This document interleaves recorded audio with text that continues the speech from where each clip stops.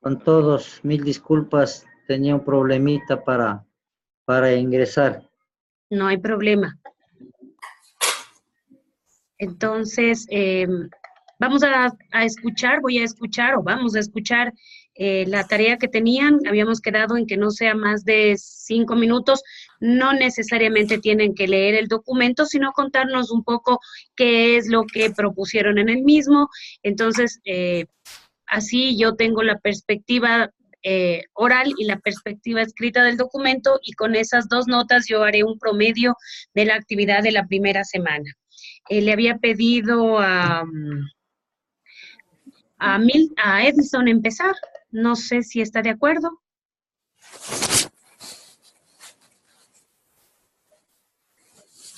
La tarea que se realizó esta semana, hice un pequeño contraste acerca de cómo empezó el tema de las relaciones comunitarias en el país, acerca de un par de reportajes. Casi no se escucha. No sé, ahí se me escucha mejor. Sí, un poco mejor. Un poquito, casi que nada. Okay, como les había comentado, estaba haciendo un histórico comparado de cómo iniciaron las relaciones en el país, el tema de las relaciones comunitarias. Hay que existe un par de reportajes de algunas fundaciones o unas ONGs en el cual les manifiestan que se había inclusive comprado conciencias en el país, pero que no es la total realidad, ¿no? Que como hay cosas buenas, hay prácticas malas también, y que cabe rescatar que muchas transnacionales que están dentro del país ejecutando procesos de extractivismo están implantando programas nuevos, ¿no? Programas que denotan su responsabilidad social empresarial y sobre todo el respeto a los tratados internacionales de derechos humanos, como es la OIT, algunas declaraciones de la ONU y algunas participaciones que tiene el país también en el exterior. Eso un poco rescatando lo de las transnacionales, y también hizo hincapié en una sección en la cual denotaba que sobre todo las empresas extractivistas son quienes tienen estos temas de responsabilidad social ejecutándose. Ahora las grandes corporaciones como Coca-Cola han empezado también con estos temas, pero en realidad las que han sentado bases en el país son las empresas transnacionales. Eso quería contarles en resumen, ¿no? Ya, muchísimas gracias, Edison. Por favor, Remigio.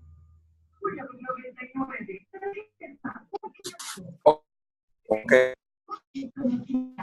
Sí. Yo en el trabajo refería a que el tema de relaciones comunitarias es difícil establecer un momento histórico de inicio, porque las relaciones comunitarias pueden ser analizadas desde distintas perspectivas y se hace relación a roles públicos y privados respecto a las comunidades de una manera, por mucho tiempo lo hubo, sin que esté caracterizado dentro de un marco también regulatorio. Pero yo quisiera decir que se va institucionalizando.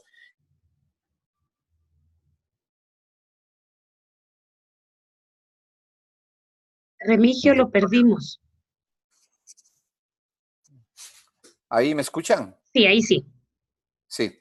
Le decía que comienza a tomar cuerpo esto, sobre todo cuando se hace relación a proyectos de extractivos de recursos naturales no renovables en territorios, sobre todo territorios indígenas, donde se requiere una estrategia clara de interlocución entre la operadora y las comunidades o pueblos en cuyos territorios se realizan actividades. Yo recuerdo el rol que tuvo el Instituto Lingüístico de Verano en el área sur de la Amazonía, y también el rol que tuvieron los misioneros capuchinos respecto al proyecto de CEP inicialmente y de Petroecuador después en territorios, por ejemplo, de los guauranes, donde los misioneros, que por eso también fallece Alejandro Lavaca, el rol de él fue de tratar de que la empresa entienda los riesgos a los que estaba abocándose en territorio indígenas, sobre todo de los guauranis, por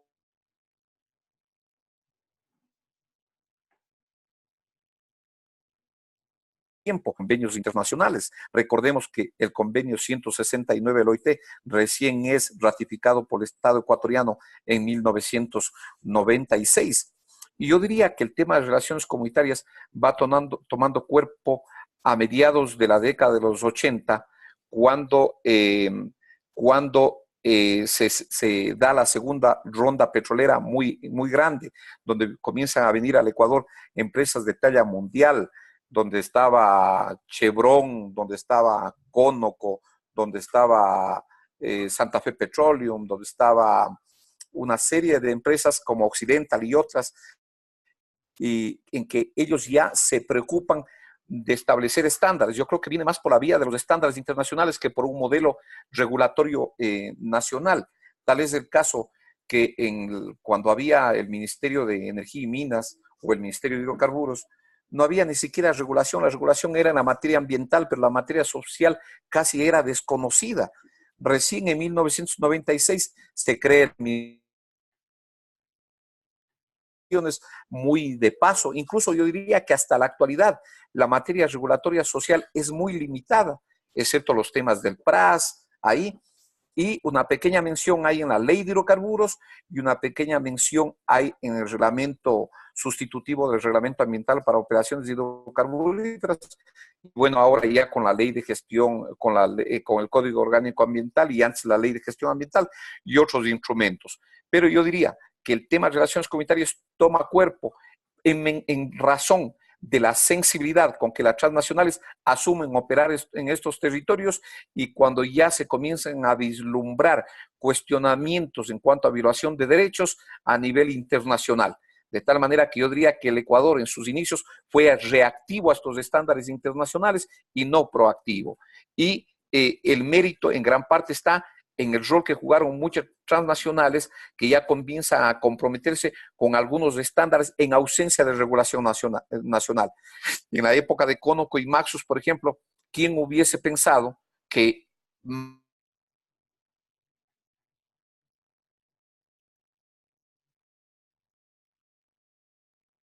comprometiéndose con todo su territorio, aunque iba a trabajar solamente en una parte de su territorio, con una población muy limitada en el área de influencia directa, sin embargo asume un desafío que hasta la actualidad, desde mi perspectiva, no ha sido superado en cuanto a un modelo de relaciones comunitarias que hace una consideración antropológica, cultural y que analiza las relaciones comunitarias como una gestión de gestión de riesgos sociales, que se plantea un modelo de debida diligencia, que une el concepto de relaciones comunitarias al de derechos humanos, al de derechos colectivos y otros elementos que van dando forma a yo diría más que modelo, a esta visión de relaciones comunitarias, aunque también podemos hablar de modelos desde los años 80, en que el Estado entregaba a las petroleras y a las empresas extractivas todas las responsabilidades, modelo en los años 90 en que comienzan las regulaciones para ir normando consulta, información, participación, compensaciones, y un modelo al que se está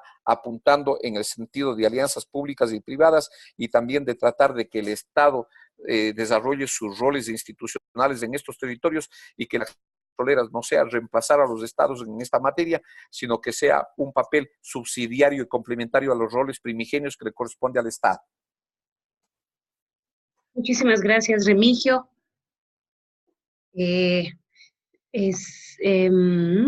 Patricio, por favor.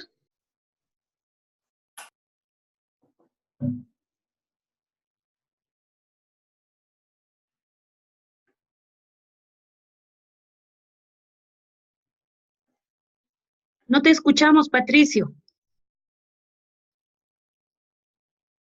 Hola. Está silenciado, Patricio. Ya. Bueno, les decía que yo también enfoqué el trabajo haciendo mi puntualización desde hace 30 años atrás, en donde con las empresas privadas definitivamente aparece esto de las relaciones comunitarias. Generalmente en las empresas que se dedican al extractivismo, como es el caso de las empresas petroleras, ¿no? Y de ahí asoman los departamentos de relaciones comunitarias. Estas pues comienzan a despertar, digamos, comienzan a captar las necesidades, entre comillas, emergentes de las comunidades que tenían influencia dentro de estos proyectos. Pero es así que, como te digo, las empresas fueron las que se vieron con esa necesidad, ya que el Estado ecuatoriano, pues, toda la vida ha sido un actor invisible, por no decir algo menos. Ya que toda la responsabilidad la asumieron el plan de relaciones comunitarias, y dentro de ese plan que se incluyó, últimamente se ha incluido lo que es la política de responsabilidad social. Que entre comillas, digo yo, se encargan pues de establecer lineamientos bajo el cual se realizan todos los aportes de la empresa hacia las comunidades. Entiendo y también señalo en mi trabajo que lastimosamente las relaciones comunitarias se le hace con un equipo que comienza, el primer contacto de la comunidad es ¿con quién? Con el técnico comunitario. El técnico comunitario no puede solucionarlo y pasa a lo mejor donde el supervisor coordinador. El problema es de mayor relevancia, pues pasa al jefe y así hasta que llega a la dirección. Y desde mi punto de vista, si queremos cambiar las relaciones comunitarias, sería de ser al contrario, en donde las direcciones, las gerencias de campo, serían los que tengan el contacto directo con la gente que presume o son directivos de las comunidades, y de ahí ir escalando hacia abajo. Entonces los problemas deberían ser conocidos arriba. Y como tú dijiste en el primer taller, ¿no? Y yo sé por dónde iba esa pregunta de que somos bomberos. Sí, porque muchas cosas que lo hacemos acá, lo hacemos entre a lo mejor entre el técnico, el coordinador y Remigio. Hasta ahí quedó. Entonces parece que arriba, entre las direcciones, entre las gerencias de campo, dicen, no, todo está bien, no pasa nada. Y sigamos trabajando de esa manera y sigamos haciendo un POA, pero hasta ahí. Entonces, no hay un verdadero compromiso, como yo entiendo debería ser, que las relaciones comunitarias deberían comenzar por la alta gerencia. Esas fueron eso fue en sí mi trabajo, mis puntualizaciones que hice, Indira. Muchas gracias, Patricio. Por favor, Milton, ¿nos ayudas? Milton, te veo solo de las cejas para arriba y me encantaría poder verte totalmente. Está muy eso, perfecto. Los ojos azules. Ahí les quito más tiempo. Yo dije a lo mejor. Bueno, en honor al tiempo, en vista de que no respetaron los 5 minutos, voy a hacer breve, unos 20. Bueno, rápidamente, ¿no? Yo pienso que las relaciones comunitarias se fueron formando a raíz de necesidades. Como decía Remigio, una de las necesidades fue cuando el proceso sísmico comenzó en la parte oriental, en donde tenían problemas las empresas y los trabajadores, ¿no? Donde había salvajes que mataban a los trabajadores y eran cuestionados y eran eliminados a bala. Entonces ahí se salió el Instituto Lingüístico de Verano con su programa de educación, de salud. Me recuerdo a Patricia Kelly, una de las misioneras, y a su compañera, que eran las que eran directamente ligadas a la salud. La educación evangélica en las comunidades, hasta hoy conozco las distintas escuelas y los profesores y los ayudantes de cátedra guaraníes en el territorio guaraní y en algunas partes quechuas. Y de la misma forma en la parte de la misión capuchina, con sus misioneros, ¿no? Que en buena hora eran una herramienta para evitar que maten o eliminen a ciertos grupos que eran, digamos, violentos para la empresa que hacía el proceso sísmico. Ahí está el caso de don Alejandro, ¿no? Esos son como unos inicios, digamos, en nuestra parte oriental. Pero bueno, después de eso fue madurando y las diferentes empresas extractoras de recursos naturales, no solo de minería y hidrocarburos, sino del recurso agua, ¿no? Como vemos, hay algunos proyectos en el Ecuador donde se lleva el agua de diferentes áreas donde utilizaban antes los comuneros para el consumo humano. Caso de Quito, Guayaquil, ¿no? Algunas de las provincias que dependemos de esto. Entonces se fueron organizando las empresas ¿no? Las asociaciones, con el fin de ir minimizando los conflictos. Y es así que al inicio existían directamente la empresa que firmó un contrato por el Estado con la comunidad o con las familias que estaban asentadas alrededor del proyecto. Luego de eso comienza una regulación en donde existen ya las leyes que regulan esto y exigen los estudios de impacto ambiental, los planes de manejo para mitigar las afectaciones. Y entonces ahí ya existe la comunidad, el gobierno con su regulación ambiental y la empresa. Y últimamente diría yo que son la comunidad, ¿no? Las empresas con sus programas de responsabilidad social, sus fundaciones, organismos de control, inclusive bancos financieros, que están controlando, ¿no?, las actividades que realizan las empresas y a su vez, digamos, son un ojo de evaluación y de auditoría a nivel nacional e internacional. En el caso nuestro, tenemos ahí inclusive dos fundaciones, algunas organizaciones y sobre todo dos universidades de mucho prestigio como la Católica y la San Francisco que están cerca de nuestros proyectos. ¿Qué se debería hacer para mejorar? ¿No? Yo diría que primero el Estado debería ser un poco más honesto y serio, porque si bien de donde se extraen los recursos debería quedar, y como dice la ley, ¿no? Hay un poco de leyes que dejan un porcentaje. Nosotros dejábamos parte de nuestro impuesto a la renta en el lugar donde elaborábamos, nosotros como persona natural, ¿no? Decidíamos a dónde se iba. Y últimamente, hasta el día de hoy, el 12% de nuestras utilidades, supuestamente el Estado los capta para redistribuir esa riqueza ahí. Pero si usted conoce nuestro proyecto, no creo que hayan puesto más de $20,000 del Estado ahí, en un centro de informático donde ya no valen ni solo valen 3 computadoras. Entonces, para eso yo lo que plantearía es lo siguiente, que el Estado cumpla su rol, en vista de que la empresa simplemente tiene un contrato de extracción de hidrocarburos, en el caso nuestro, ¿no? Y que esos recursos que el Estado los capta, tanto por impuestos, por regalías y otros dádivas, ¿no?, las reutilice en esas áreas donde nosotros operamos o donde las mineras operan, para que dejamos de ser nosotros el padre o padrino o padrastro que existe ahí, y lo hagan con personal que tenga mucho conocimiento en responsabilidad social y en restauración. Yo le diría eso.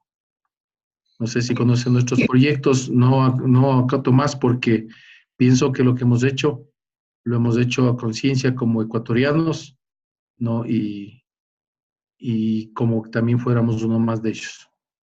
Muchas gracias. Muchísimas gracias, Milton. Me parece que solo me faltaría escuchar a Silvia de las personas que están conectadas. Silvia, ¿estás con nosotros? Y yo también estoy conectado. Buenas noches. Perdón, Jaime. Lo que pasa es que mi pantalla solo me muestra esas. Pido mil disculpas. Silvia. Como no me ve en la foto. No le veo en la foto, ese es un problema. Entonces, Jaime, le escucho hasta que Silvia nos responda, ¿ya? Ya. Ya. Sí, buenas noches. Yo desarrollo mi trabajo, dice, ¿quiénes lo hacen? Son las empresas las que establecen y mantienen la relación para buscar un mutuo beneficio. ¿Qué se hace? Es el desarrollo sustentable, teniendo como norte una ética de desarrollo, que todos tenemos esa ética de nuestro trabajo, en lo cual los objetivos en la actualidad se están subordinando a las leyes de funcionamiento de la naturaleza y de la dignidad humana. Constituyen para nosotros el ser humano el centro y razón de ser, el proceso de desarrollo que sea ambientalmente sustentable en el acceso y uso de los recursos naturales, preservando la biodiversidad, es lo que buscamos siempre. Buscamos mejorar la situación económica de las comunidades, una justicia, una equidad. En la parte cultural, nosotros conservamos el sistema de valores, la identidad que tienen, respetamos la evolución que por naturaleza está dándose. O sea, es una evolución que es innegable que se dé. La actualización permanente que están teniendo los nativos, que también es por la interrelación que se dan con las ciudades de afuera, ¿no? Es la integración que ellos tienen, y políticamente también nosotros respetamos la participación que ellos tienen. O sea, ya están ahora mismo en las campañas electorales, respetamos nosotros mucho eso. ¿Cómo se hacen las relaciones comunitarias? Es en base a un diseño de estrategias que tenemos las relaciones comunitarias para interactuar con la sociedad. Es el compromiso de la empresa que tiene de retribuir al desarrollo económico sustentable a través de un plan de relaciones comunitarias. Que existen un conjunto de actividades que permiten una fluida eficiencia de comunicación con los habitantes, beneficiados y, como ellos dicen muchas veces, afectados por el proyecto. En lo que nos concierne en el campo que nosotros trabajamos del petróleo, estamos conscientes que es un rubro importante a nivel mundial, es el principal rubro de financiamiento fiscal, pues el Estado tiene que respaldar este proceso. Es un presupuesto que se basa en esto y el Estado. Estamos regidos por un reglamento de operaciones hidrocarburíferas, un acuerdo del 2018 en el artículo 9 que manifiesta la protección ambiental, social y comunitaria, que estamos bajo este sistema de control de los principios constitucionales. También nos apegamos mucho al convenio 169 de la OIT, respetamos los derechos humanos, la libertad de sus decisiones. Respetamos mucho los derechos de los indígenas. ¿Cómo se debería hacer las relaciones comunitarias? En lo que respecta a la actividad que llevamos los equipos de relaciones comunitarias, las empresas petroleras, la legislación no ha previsto unas disposiciones explícitas que nos guíen en nuestro procedimiento, en nuestro trabajo. De manera que las actividades desempeñadas corresponden a los planes y estrategias de desarrollo, de lo cual depende de la operadora que nosotros tenemos. En el 2010, a través de una reforma que se dio, donde era el gestor, este señor Wilson Pastor, se cambiaron los tipos de contrato, que antes eran las empresas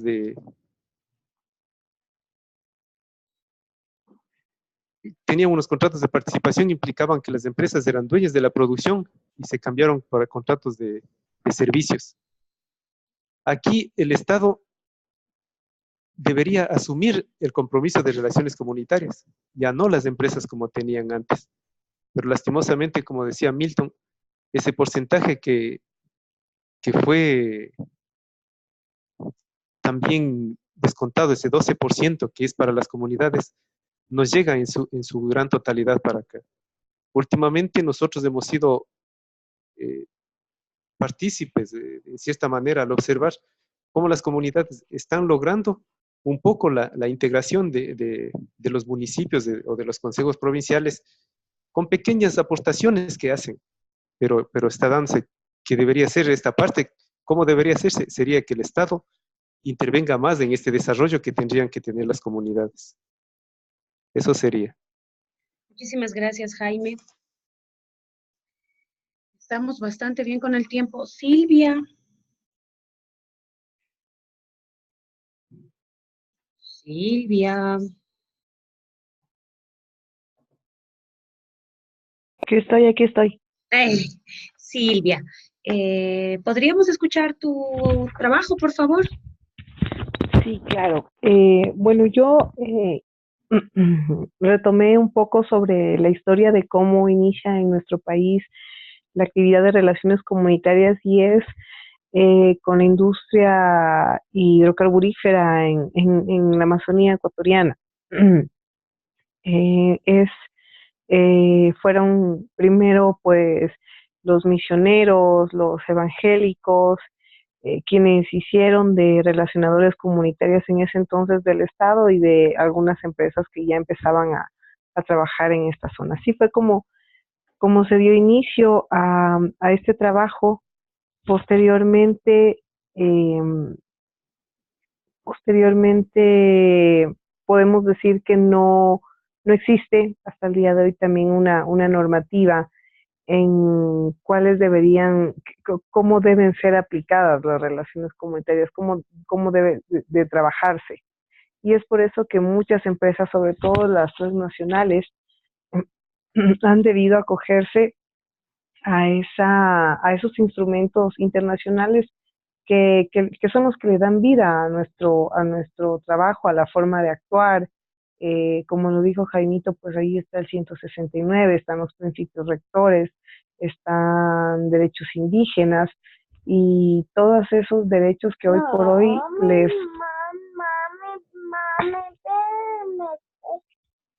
les acogen a los, ya, mi amor, les acogen a las comunidades. Puedo decir también que nosotros de esta manera es un trabajo que la mayor parte yo considero que los satanizan, pues nos consideran los que receptamos todos los pedidos de las comunidades y además compramos conciencias. Es como la gente nos ve. Es como que le das algo para que ellos no digan nada, para que ellos te dejen estar, para que ellos te dejen trabajar. Es lo que la mayor parte de las personas pueden ver o como pueden considerar nuestro trabajo. Y no se dan cuenta más allá de otras acciones y de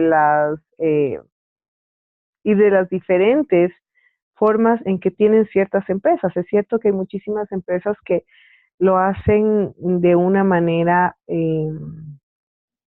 no ético primero y de una manera en que es muy fácil entregar dinero,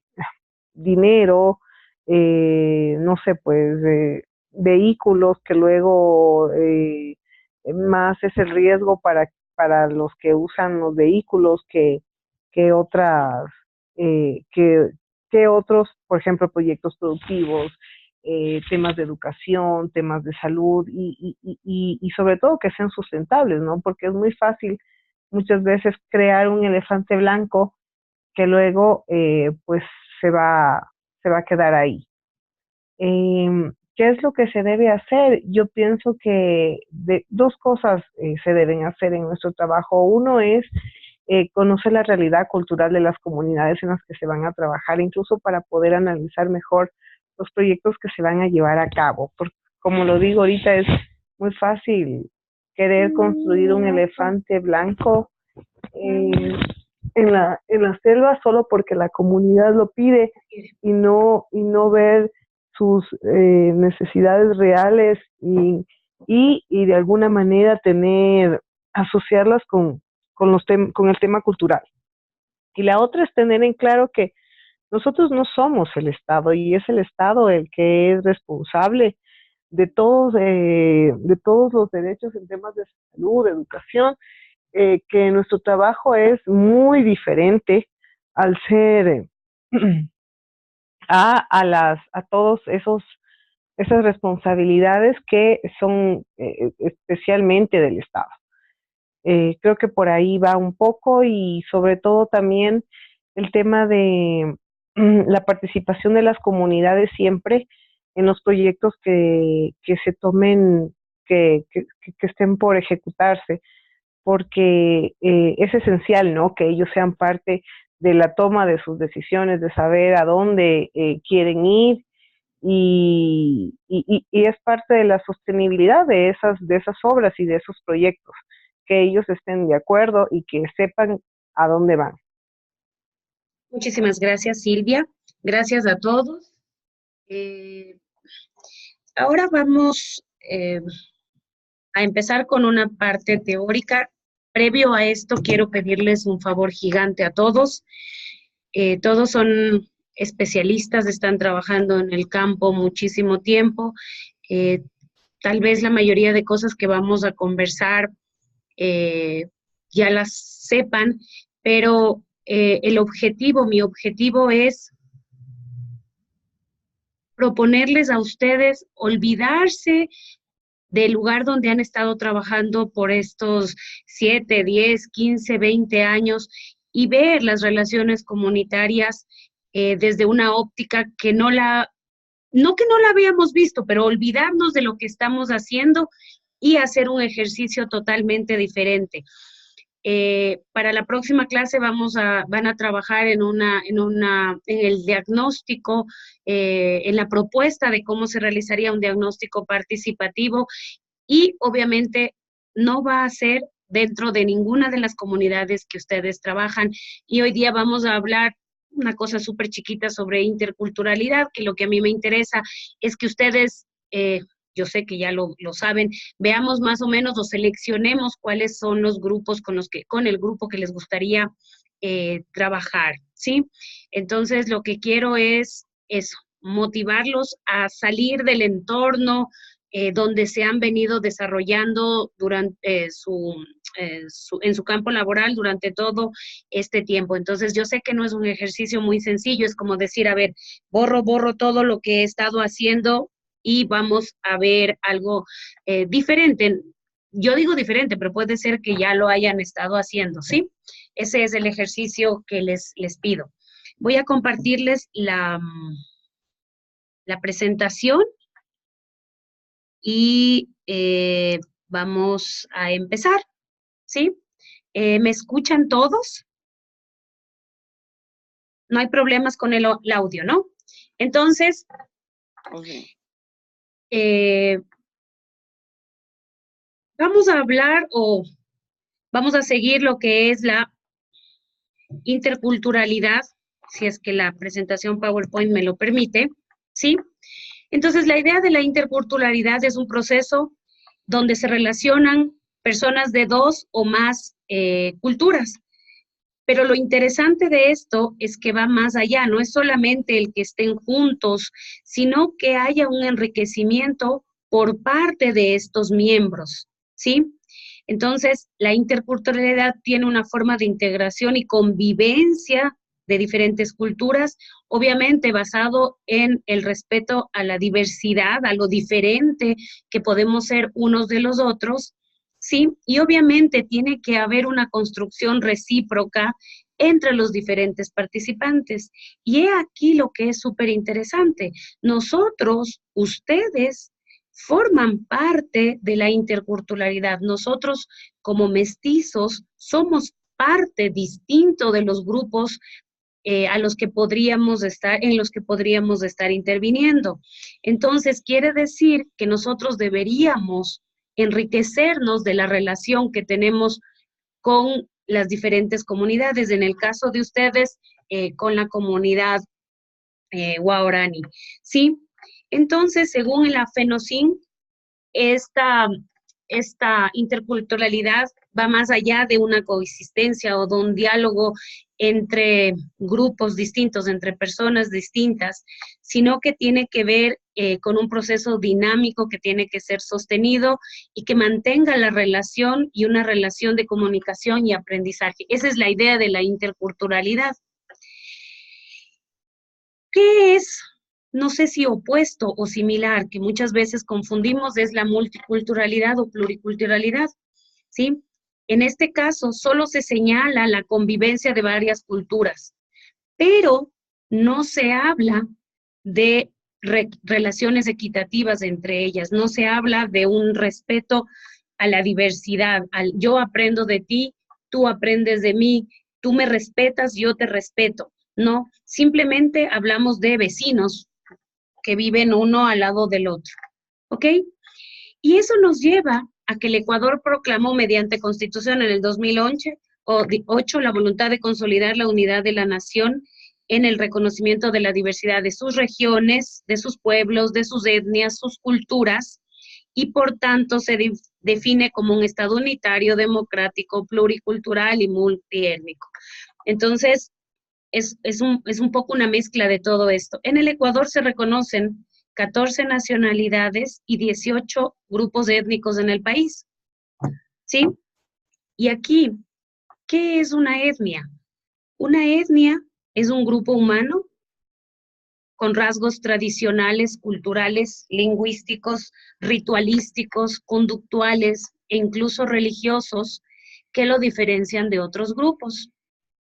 Y, según el documento revisado, las etnias son mestizos, indígenas, afroecuatorianos y blancos.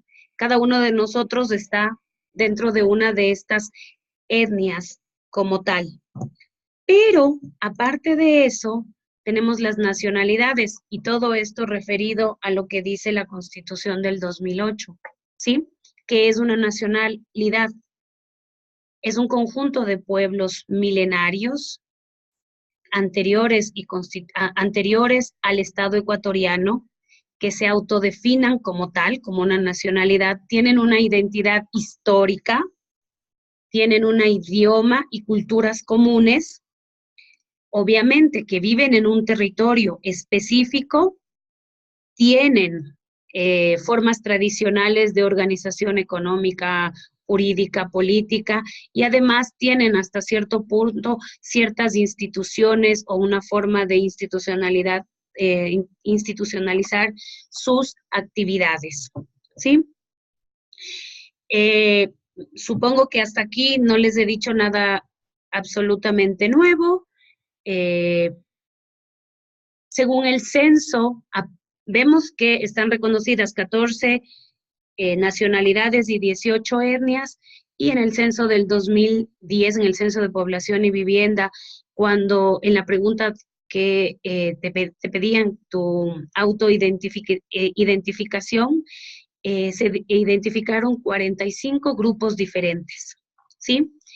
Aguas, paltas, huancavilcas, cañaris, panzaleos, guaoranis, shuar, imbayas, tagueiris, záparos, napos, otavalos. Entonces, toda esta riqueza de etnias y de nacionalidades son a las que nosotros como ecuatorianos y como relacionadores comunitarios podríamos, en los que podríamos intervenir. Entonces, lo interesante de pensar en la interculturalidad es que cada uno de estos grupos humanos tiene una cosmovisión, una cultura totalmente diferente a otros. Entonces, la forma en que nosotros debemos intervenir no siempre va a ser igual. No podemos presentarnos a un grupo afro descendiente de Esmeraldas de la misma manera que nos presentaríamos a un grupo afrodescendiente de Ibarra, de Imbabura, del Chota, por ejemplo. A pesar de que ellos pertenecen a una etnia y que están históricamente relacionados, la el hábitat del ecosistema en el que ellos han venido desarrollándose en el último tiempo ha hecho que se marquen diferencias entre un grupo y el otro. Lo mismo que pasa con todos los indígenas de la Sierra Ecuatoriana, que si bien comparten una lengua y una historia de conquista, digámoslo así, común por parte de los incas, tienen ancestralmente y arraigado históricamente diferentes cosas que no son similares, digamos así. En este segundo, yo me voy a desconectar para ponerles un video pequeñito. Que me pareció interesante, espero que les guste, es súper pequeño.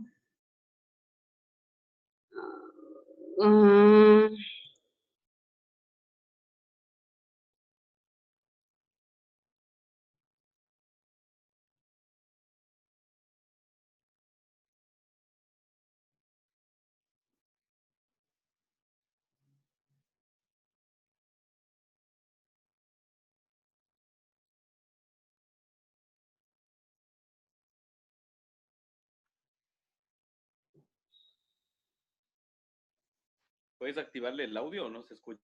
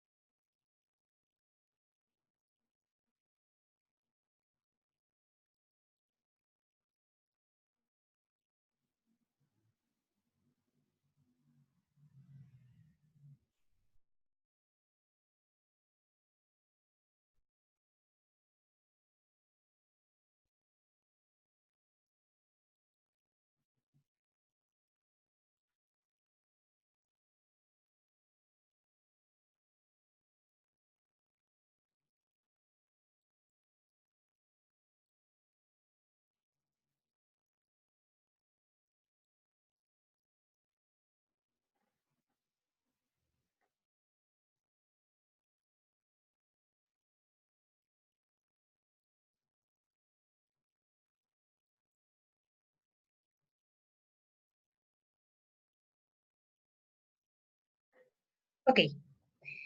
Bueno, era solo un video súper chiquito para que no se aburran de oír solo mi voz.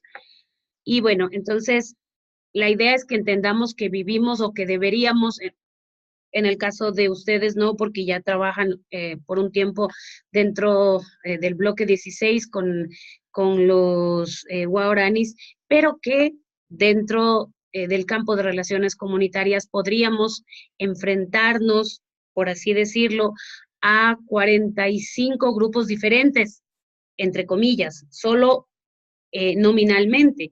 Pero si pensamos dentro de cada uno de estos grupos van a haber incluso ciertas particularidades y eso es lo que deberíamos aprender a manejar y a identificar, ¿sí? Bueno, como les había mencionado, para la próxima clase ustedes tienen que hacer un trabajo. Yo les he puesto aquí muy rápidamente información de algunos grupos étnicos y nacionalidades de los que ustedes podrían seleccionar con el que van a trabajar para la próxima semana. Es importante que esa comunidad o ese grupo no sea trabajado por más de una persona. Entonces, si es que para el final de la clase ustedes ya lo han seleccionado, entonces sería interesante que me lo digan y así lo iríamos separando, seleccionando frente a sus demás compañeros, ¿sí? Bueno, en la costa tenemos los Aguá, que es un pueblo amerindio, comparte su población entre Ecuador y Colombia, viven en la región del Chocó Darién, tienen una lengua nativa, se conoce alrededor, o se supone que hay alrededor de 29,000 personas de esta nacionalidad, ¿sí? Ahora ya tienen bastante contacto y cada vez mayor con gente, con mestizos, ¿sí? Luego tenemos también a los chachis, que los conocemos como cayapas, también es un grupo étnico indígena, también viven o vivían en la zona selvática del noreste de la provincia de Esmeraldas, ¿sí? Y también tienen un idioma específico. Los chachis, hay alrededor de 40,000 chachis en la provincia. Tenemos también un grupo súper pequeñito que son los épera, ¿sí? También llamados Chocó, también es un pueblo amerindio que habita en el litoral pacífico, en el norte, en la provincia de Esmeraldas, ¿sí? Pero también este grupo humano viene desde Panamá. En nuestro país es un grupo súper pequeño de alrededor de 250 personas que se ubica únicamente en la provincia de Esmeraldas, en la parroquia de Borbón, en el cantón Eloy Alfaro, ¿sí? Y se encuentran alrededor, bueno, en las riberas de los ríos Cayapas y Santiago. Esto es algo que comparten hasta cierto punto los dos grupos humanos anteriores, el Aguá, el Chachi y los éperas viven en esta parte del bosque húmedo tropical, que es una de las zonas con mayor pluviosidad al año, ¿sí? Tenemos también los áchilas, que los conocíamos o los conocemos vulgarmente como los colorados, habitan en la provincia de Santo Domingo y también tienen un idioma. Lamentablemente ya se está perdiendo y lo tienen como segunda lengua el español o el castellano. Tenemos los cholos, que se ubican en la región de la costa, en Manabí, en Santa Elena, en Guayas, y obviamente son de ascendencia predominante indígena. Los montubios, que es una mezcla de la raza negra, cobriza y blanca, que viven en el monte, que viven en el campo, sí, que se dedican mayoritariamente a actividades agrícolas y ganaderas.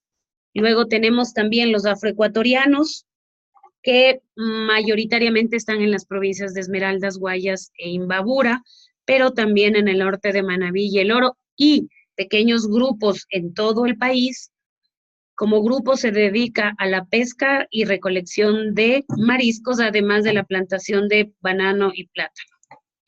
En la sierra, he mencionado solo los he unido dentro de los quichua, ¿sí?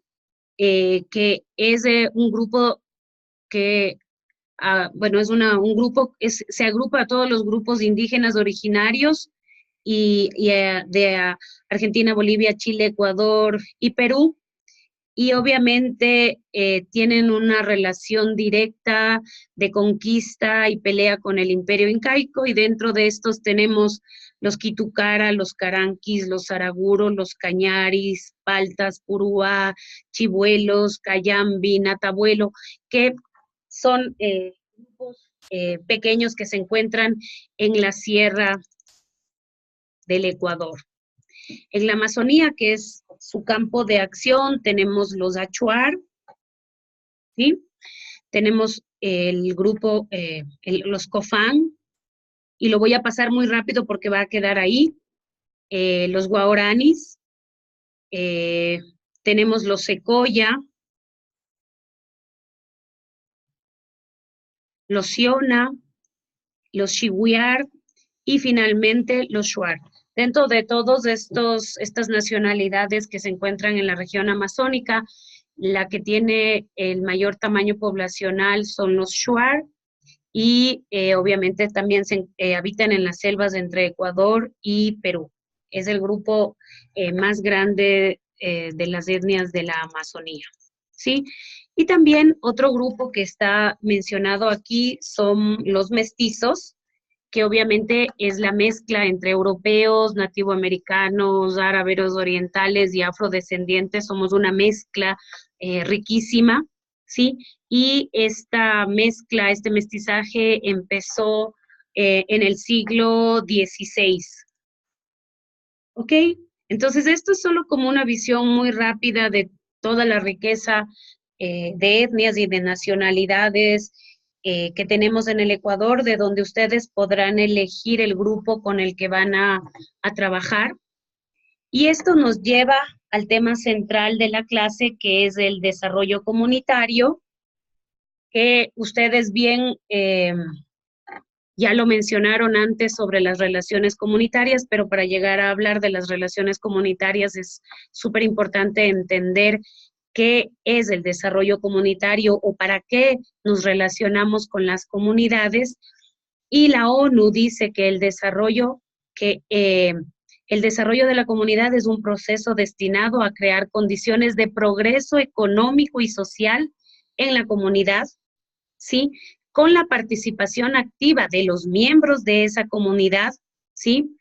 Y favoreciendo la iniciativa, es decir, que debería partir de ellos cómo quieren tener ese progreso económico, cómo se ven ellos desarrollándose.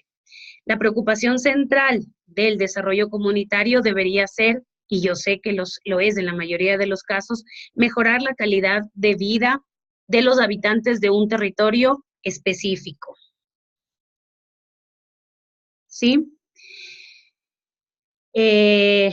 Entendiendo que debe ser un proceso global, un proceso integrado, sostenible, como lo había mencionado Silvia.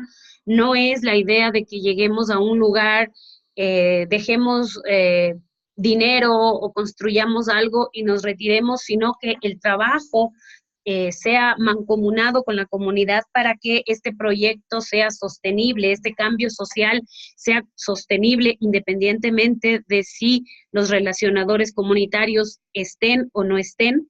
Por ende, todo esto, todo este desarrollo comunitario y local tiene que ser protagonizado por la comunidad. Ellos son los responsables de este desarrollo, ¿sí? Por tanto, debe haber una participación activa en el aprovechamiento de los recursos locales, y los recursos locales, entiéndase como recursos humanos, como recursos materiales, como recursos naturales, financieros, que suele ser un problema, sociales. Y con esto, con todos estos recursos, procurar la mejora de la condición de vida de la comunidad. Entonces, desde ese punto de vista, ver a los relacionadores comunitarios o a los facilitadores como entes externos que van a dinamizar un proceso, que van a organizar un proceso, que van a iniciar un proceso, pero que su rol fundamental es tener la capacidad de lograr que esa comunidad se empodere de lo que está sucediendo, de su propio desarrollo y que pueda seguirlo indefinidamente, ¿sí? ¿Cuáles son los rasgos que definen al desarrollo comunitario? Primero, es un proceso educativo, ¿sí? Entonces, es súper interesante entender que debemos lograr cambios cualitativos y actitudinales en el comportamiento de la población con la que nos estamos relacionando. En segundo caso, es una técnica de acción social. Por eso no lo puede hacer cualquier persona. Debe ser realizada por profesionales o por agentes que tienen un cierto grado de especialización, que conocen del trabajo con la comunidad, ¿sí? Otra cosa es que se dirige a comunidades que se encuentran en proceso de desarrollo. Entonces, se asumiría que existe algún tipo de recurso que no es utilizado de manera suficiente. Puede que exista el recurso, pero no se ha logrado la utilización adecuada de este recurso, ¿sí?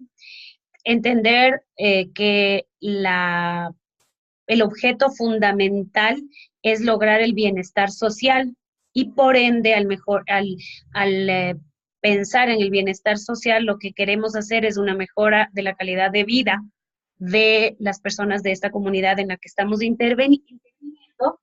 Y obviamente otra cosa que deberíamos tomar en cuenta o que se debería tomar en cuenta es que para que exista un desarrollo comunitario, la participación debe ser voluntaria, debe ser consciente y responsable de los individuos de la comunidad, porque son en última instancia los responsables de la solución de sus propios problemas.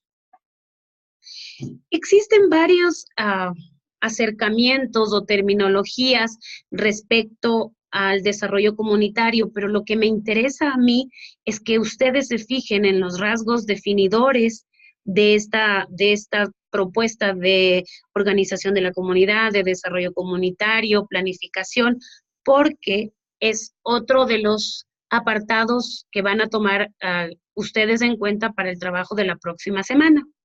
Entonces, por ejemplo, en el caso de Weir, el autor, los rasgos definidores son que promueve el mejoramiento social, los recursos cubren las necesidades de la comunidad y existe obviamente una participación de la población.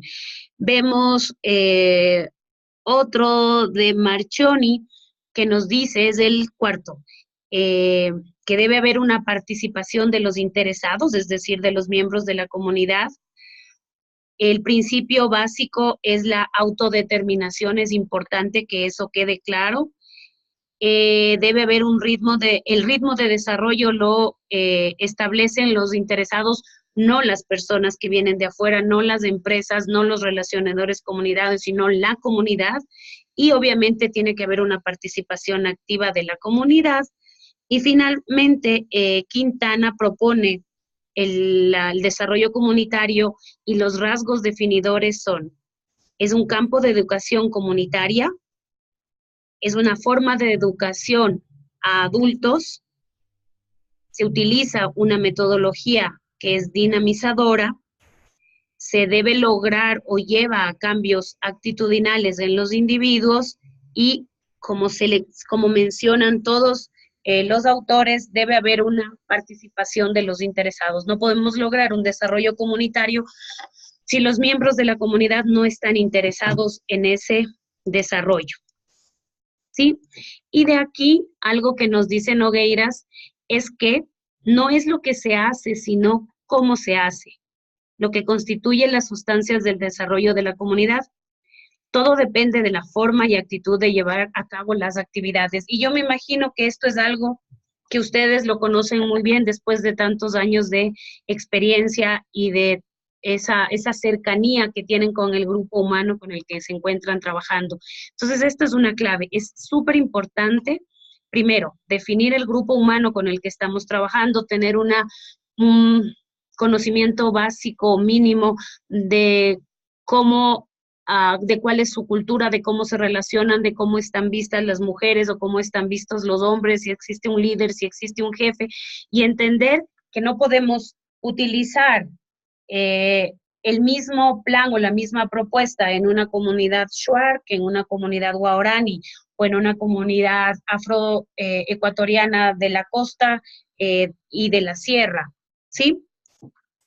Entonces, ¿qué pasos deberían considerarse en todo proceso de desarrollo comunitario? Por favor, es un poco cansón, va a quedar ahí. No soy la profesora que toma exámenes de memoria, entonces la idea no es que nada de esto se quede de memoria, sino que lo utilicen ustedes como herramientas durante el proceso de este curso y luego después, si es que les parece interesante, entonces la idea es que los revisemos y los vayamos pensando cuándo hemos estado haciendo esto o cuándo no hemos estado haciendo esto o cómo deberíamos hacer para llegar a eso, ¿sí? Entonces, debemos tener en cuenta que las comunidades tienen derecho a participar en las decisiones que obviamente van a afectar sus condiciones de vida o de trabajo, ¿sí? Segundo, que la participación, que debe haber una participación en la toma de decisiones para que sea sostenida y creativa. Que una participación real requiere la intervención de la comunidad en todas las fases del proceso de mejora, sea la planificación, la complementación, el mantenimiento y obviamente el seguimiento o supervisión de este proceso de desarrollo. Otra cosa es que la participación debe constituirse desde la igualdad de los sexos, debe incluir a los jóvenes y también debe incluir a los ancianos, si no, no estaríamos logrando lo que es un verdadero desarrollo comunitario, ¿sí? El desarrollo de la capacidad esencial para promover la participación equitativa entre mujeres, hombres y jóvenes. Y yo me imagino que esto debe ser uno de los componentes más difíciles, principalmente en comunidades como las que ustedes se encuentran trabajando. Hay que entender que en la comunidad hay recursos que pueden estar ocultos o que la comunidad ni siquiera sabe que están ahí.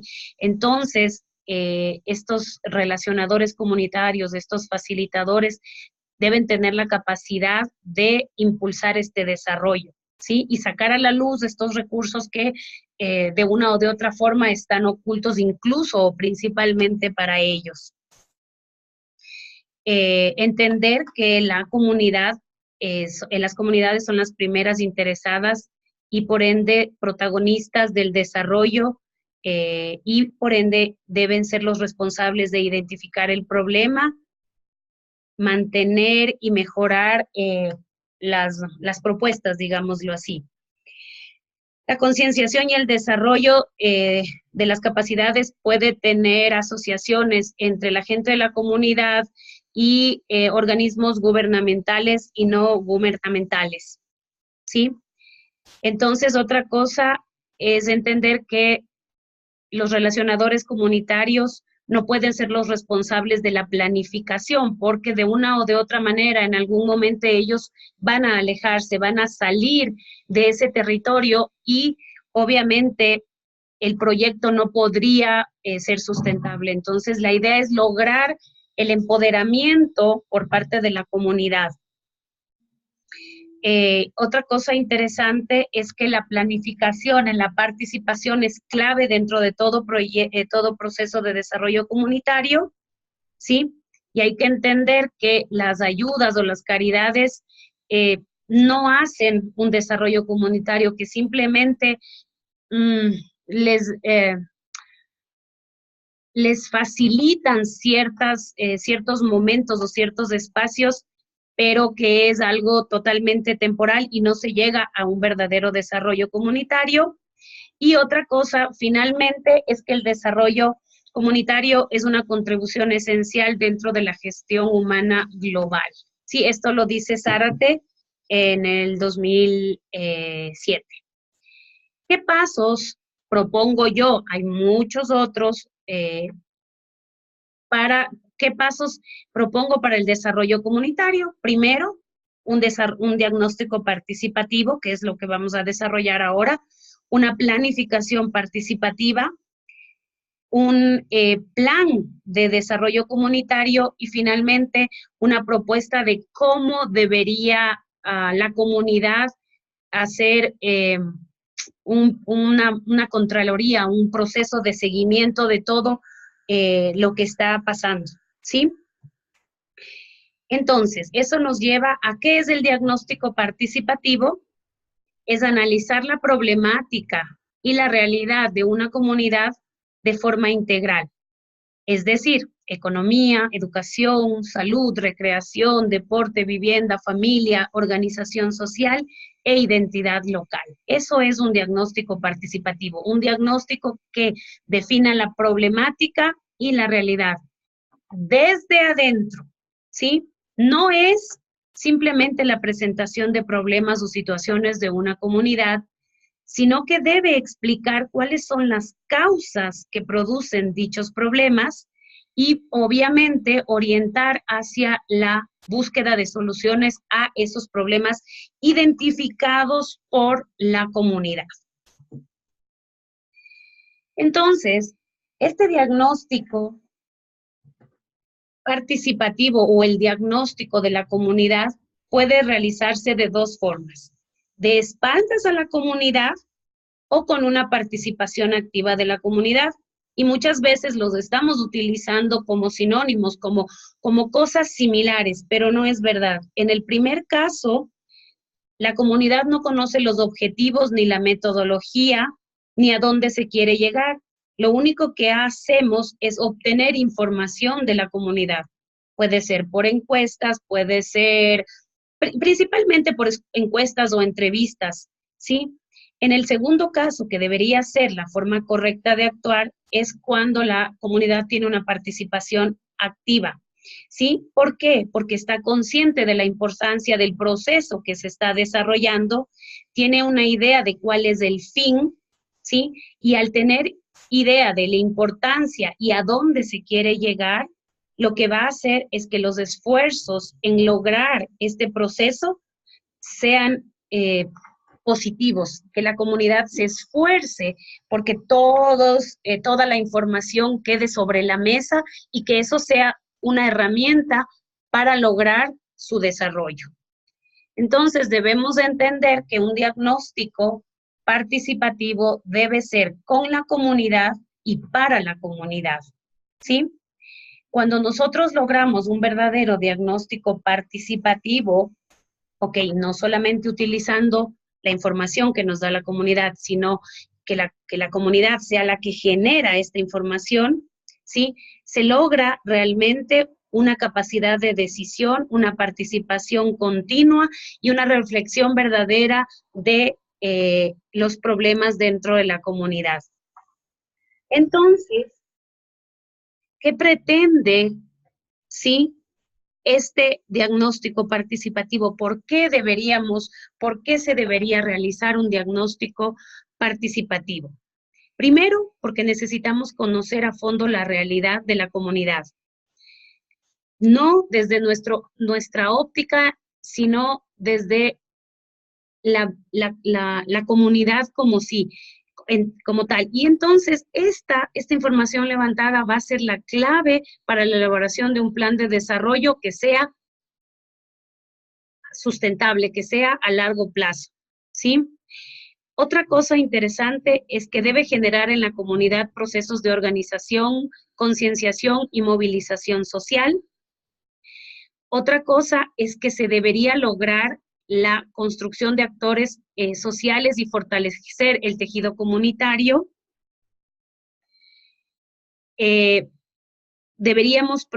Debería llegarse a capacitar a la comunidad en el diagnóstico, investigación social, elaboración de proyectos y participación en estos proyectos. También pretende o debería lograr el fortalecimiento del liderazgo comunitario, ¿sí?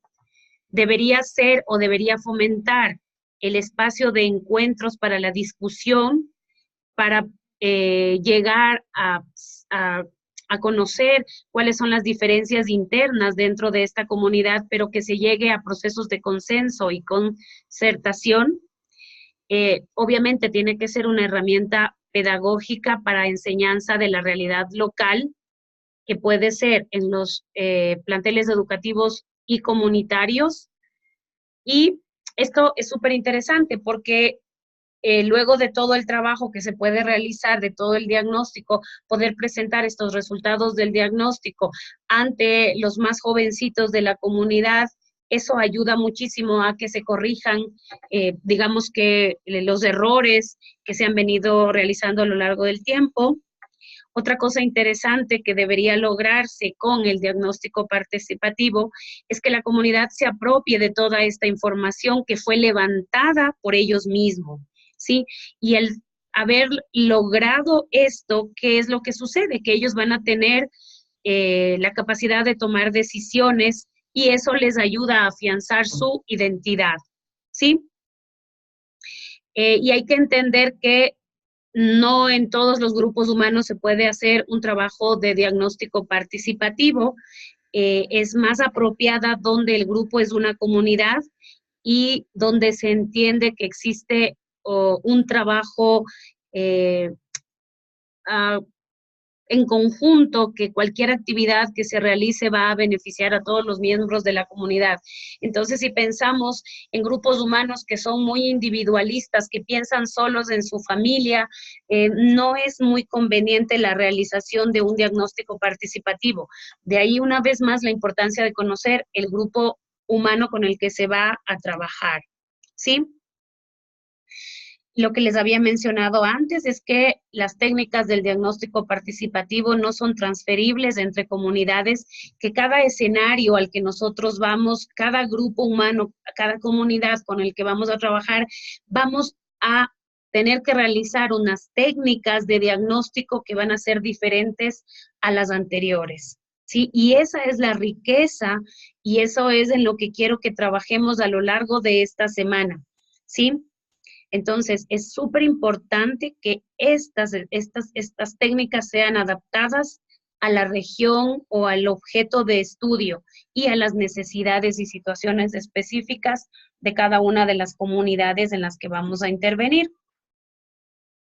Por tanto, es súper importante y se debe tomar en cuenta que para que el diagnóstico participativo funcione, para que podamos obtener una información veraz y que podamos utilizar esto dentro de un proceso de planificación, es que la calidad de la información va a depender de la relación, de cuán cercana, de cuán directa sea la relación entre el equipo técnico y las personas de la comunidad. Eso es súper importante. Que el levantamiento de información no solo puede quedar en base a un diagnóstico participativo, que debe haber otra forma de levantar información que no es posible levantar a partir de la participación de la comunidad. Entonces se deben utilizar también otras metodologías. ¿Y esto de qué va a depender? Del objetivo, de a dónde queremos llegar, ¿sí? Con nuestro trabajo, ¿sí? Otra cosa, hay que entender que cuando hablamos de un diagnóstico participativo, eso significa que se necesita o se requiere de un esfuerzo muy grande por parte de la comunidad. Esto puede ser incluso contraproducente, porque muchas veces la gente de la comunidad no tiene ningún interés en participar, porque no tienen tiempo, porque están cansados, porque trabajan todo el día, porque su único día de descanso quieren descansar y no estar en este tipo de actividades. Pero si se logra que la comunidad entienda la importancia de dedicarle este tiempo, de esforzarse un poco, lo que hace es acarrear expectativas y al acarrear expectativas va a generar una mejor respuesta por parte de la comunidad a mediano y largo plazo, ¿sí? Y otra cosa interesante es que importantísimo que este proceso termine en la formación de facilitadores y técnicos dentro de la misma comunidad. En el caso de los biólogos, se dicen parabiólogos, en este caso, no sé, técnicos en relaciones comunitarias, pero que sean de la misma comunidad, que pertenezcan a la misma comunidad. ¿Sí? Ahora, dentro de los procesos de desarrollo comunitario, ¿qué información debería ser levantada? Y ojo, no quiero decir que toda la información que yo les voy a mencionar a continuación debe ser levantada para cada uno de los procesos que nosotros vamos a iniciar. La selección correcta de cuáles de estos aspectos van a ser levantados es indispensable, es definitivamente clave para el éxito del proceso. No es necesario que levantemos 1 millón de información si solo vamos a trabajar respecto a recursos naturales o vamos a trabajar respecto a proyectos de producción o en mejora de salud. Entonces, es súper importante que definamos. Pero existe un listado propuesto de qué es lo que se debería levantar. Primero, el contexto, que es súper importante, un contexto geográfico, administrativo y de relaciones, es decir, a qué provincia pertenece, a qué cantón pertenece, a qué parroquia, por quién está normado, ¿sí? Aspectos históricos, es súper importante reconstruir la historia de la comunidad, saber de dónde se originó, cómo fue formándose ese grupo humano, qué transformaciones se vienen dando a lo largo del tiempo y cuáles han sido las causas de estos cambios, de estas transformaciones a lo largo del tiempo. Entonces, hacer como una historia es súper interesante. Obviamente los aspectos de tipo geográfico, la geografía, qué recursos hay, cuáles son los lugares importantes, dónde y cómo, por dónde se mueven los habitantes. Puede ser una cuestión desde el punto de vista físico, pero también histórico y cultural, ¿sí? Y esto tiene que ver muchísimo con las culturas, con las nacionalidades amazónicas que todavía siguen utilizando.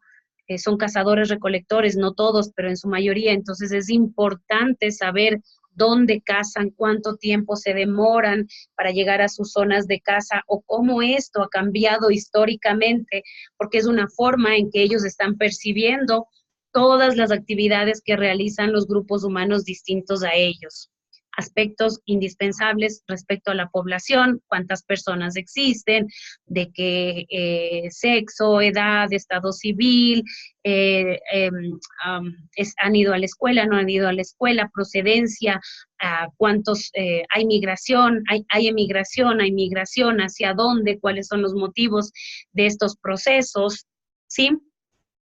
Obviamente todo lo que tiene que ver con organización social y política, cómo se organizan las familias, qué organizaciones existen, cómo es la participación de los diferentes miembros de la comunidad dentro de estas organizaciones, cómo es el liderazgo, quién lidera, son hombres, son familias, son mujeres, existe o no una presencia institucional y cómo es la estructura de poder dentro de cada una de las comunidades. Luego veríamos un aspecto de educación y cultura, qué nivel de educación tienen, qué instituciones educativas existen o a las dentro de la comunidad o a las que asisten los miembros de la comunidad. También tener claro cuáles son las manifestaciones artísticas. ¿Sí? En salud, obviamente es importante saber cuáles son los principales problemas de salud por edades, cómo son los problemas de salud dentro de la familia, salud del ambiente, hablar de alimentación, si es que existe medicina tradicional, si es que tienen un sistema médico, a dónde acuden, cómo acuden, cuándo acuden. En la vivienda es importante tener una idea de cómo es la tenencia de la vivienda, cómo es el estado de estas viviendas, existe o no existe hacinamiento. En respecto a los servicios públicos, existe agua de consumo, existe alcantarillado, existe servicio eléctrico, hay recolección de basura, cómo es la recolección de basura. Obviamente deportes, recreación, qué prácticas se dan y el significado de estas. Claro, en los grupos no pensemos en los guaraníes, olvídense de los guaraníes, pero en otros grupos es súper importante porque es una forma de acercamiento. En algunas comunidades, organizar un campeonato de fútbol abre las puertas a la comunidad, ¿sí? Qué tan importante es de la práctica de deportes. Aspectos económicos, cuáles son las actividades económicas, hay desempleo, cuáles son los ingresos, cuánto gana la familia, cómo es la tenencia de la tierra, qué área de terreno tienen, qué usos le dan a ese terreno. Y finalmente la infraestructura, es súper importante saber si existen vías, cómo son las vías, desde cuándo existen vías, quién construyó, para qué se las utiliza, eso les ha beneficiado, cómo les ha beneficiado. Existen servicios públicos, hay áreas de recreación, hay hospitales, hay centros de salud, hay escuelas, hay infocentros, yo no sé. Entonces, si ustedes se fijan, toda esta información podría ser levantada. No quiere decir que toda esa información debe ser levantada. Esto es súper importante porque también forma parte de la actividad que ustedes tienen que hacer para la siguiente semana. ¿Sí? ¿Cuándo es más apropiado? ¿Cuándo deberíamos realizar un diagnóstico participativo en una comunidad? Obviamente cuando el grupo es una comunidad, y ya habíamos mencionado que es una comunidad. Segundo, que el trabajo esté hecho, que la gente de la comunidad quiera participar, ¿sí? Hay que entender que el aprendizaje, la investigación, la información que se levanta es informal, ¿sí? No es una información científica, no es 100% veraz, digámoslo así, desde el punto de vista purista, ¿sí? Pero obviamente si es que hemos logrado el compromiso y la responsabilidad de la comunidad, la información va a ser muy apegada a la realidad, ¿sí? Otra cosa es que la mayor parte de la información que vamos a levantar o que se necesita es cualitativa, ¿sí? Y obviamente que los resultados son tentativos. Las comunidades evolucionan y obviamente los resultados no pueden enmarcarse dentro de un cuadro sin salida, ¿no? Entonces hay que pensar que este proceso de diagnóstico no necesariamente se hace una vez, ¿no? Eso también depende del técnico que lo hace. Ahora, ¿cómo hacerlo? Yo les he puesto un ejemplo, ¿sí? Respecto a problemas ambientales, yo he seleccionado dentro de todos estos temas que les mencioné, problemas ambientales, salud ambiental, ¿sí? Entonces, ¿qué es lo primero que debemos hacer?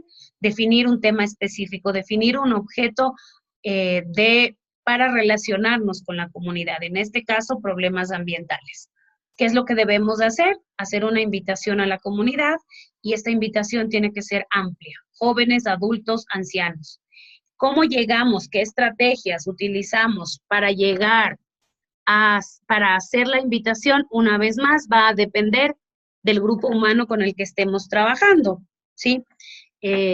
No sé si la gente la comunidad acostumbra a ir a un estadio o a un lugar a hacer deporte los fines de semana, entonces ese es un buen momento para que nosotros hagamos una invitación, que puede ser por altavoces, con megáfonos. En otro caso podría ser con pancartas, pero eso va a depender si la gente de la comunidad lee, ¿sí? Y yo identifico para este tipo de problemas ambientales 3 momentos para el diagnóstico. Primero, se trabaja con toda la gente de la comunidad en grupos mixtos. Estos grupos deben tener jóvenes, adultos, ancianos, hombres, mujeres, y se hace una se seleccionan los grupos al azar. Ese es un primer momento. En un segundo momento es importante seleccionar grupos, mujeres, grupos de hombres, jóvenes y ancianos. Obviamente, cada proceso qué preguntas vamos a hacer, cómo vamos a trabajar, va a ser diferente en cada uno de estos momentos.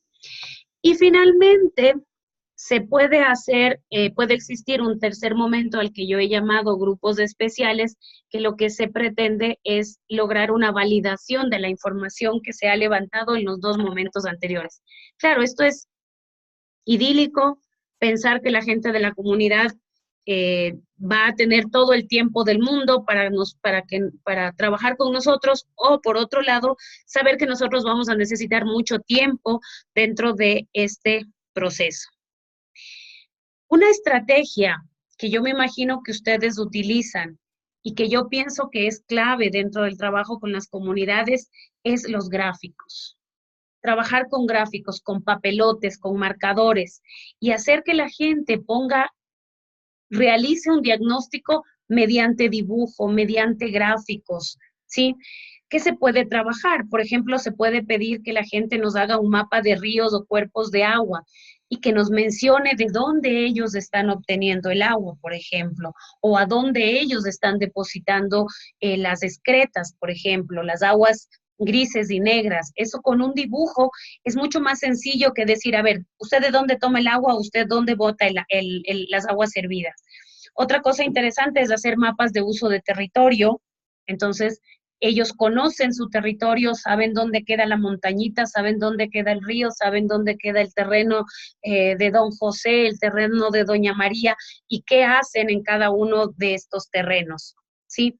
Otra cosa, cuando queremos hablar de recursos naturales, es hacer mapas de cobertura vegetal, dónde está, qué tipo de cobertura vegetal, pero no solamente quedarnos en la cobertura vegetal, sino cómo ese bosque, ese matorral está siendo utilizado por la comunidad. ¿Dónde van a cazar? A ver, dibujen cómo es su ecosistema, sin utilizar la palabra ecosistema, y de dónde ustedes obtienen qué recursos, ¿sí? Otra cosa interesante es un croquis de distribución espacial de la comunidad, saber dónde están ubicados, eso nos da una orientación también, y obviamente el dibujo de cuáles ellos perciben los problemas ambientales, cómo ellos perciben los problemas ambientales. He puesto un ejemplo súper chiquito de un diagnóstico que hice en una comunidad de Esmeraldas que se llama Canchimalero, es una comunidad afroecuatoriana dedicada a la pesca. Es un grupo humano súper pequeño de 300 personas. Entonces, ¿qué es lo que hice? ¿Qué es lo que hicimos?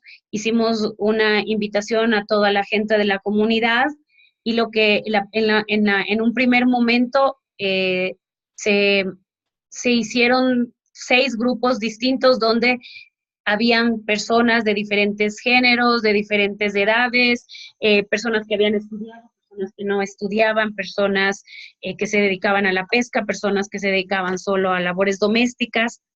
Y entonces se reúne estos grupos y se les da 1 minuto máximo por cada una de las personas y tuvieron que responder las siguientes preguntas. ¿Cómo te llamas?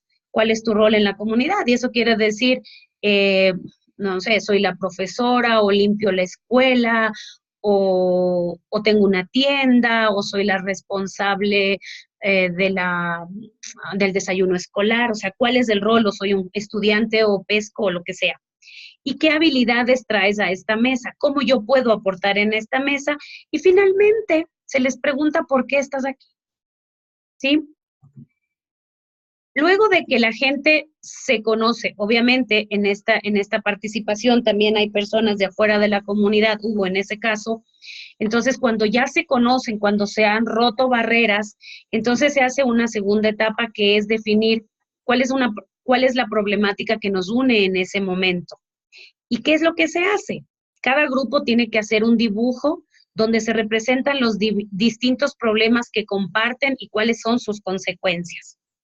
Yo les he puesto aquí la imagen de uno de los dibujos que se generaron y es súper interesante entender que tienen una noción de qué son residuos, que los desechos están yendo al mar, tienen una noción de que el agua que ellos tienen es un agua entubada que no tiene un proceso de potabilización.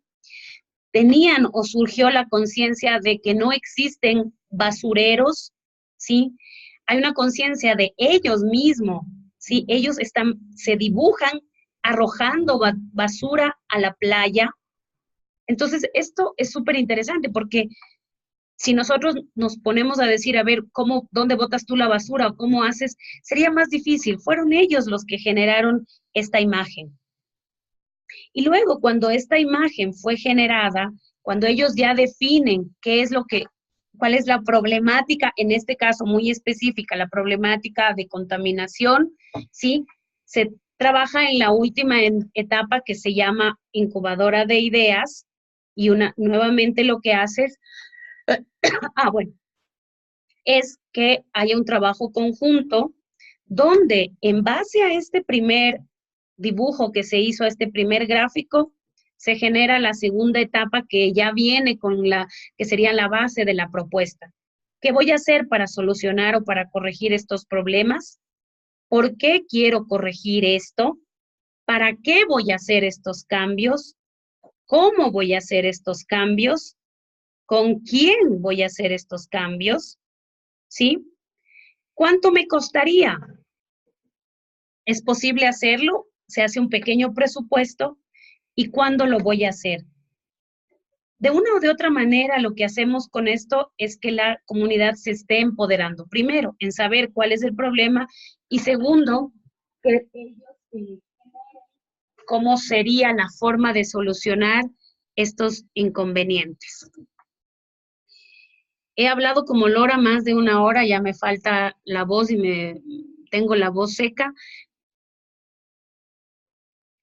No sé si todos me siguieron. Bueno, están las láminas ahí para que ustedes puedan revisar.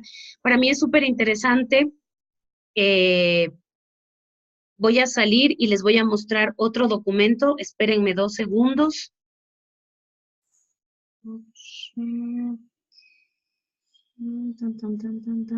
Acá.